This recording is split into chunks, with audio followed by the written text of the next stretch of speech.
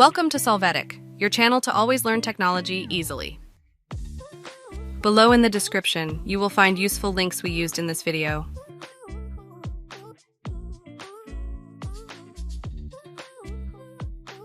Today in Solvetic, we will see how to double space lines in Word reduce space between lines Google Docs. Access the Google Documents file to see the content. There, you are going to select the text and then click on the option Line and Paragraph Spacing.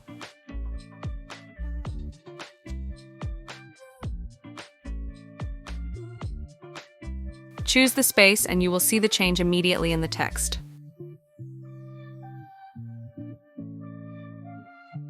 Hey, remember to subscribe Solvetic channel.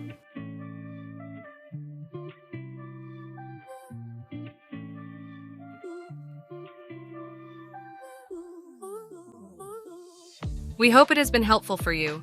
Here are links to watch more videos of your interest and subscribe to the Solvetic channel. Thank you.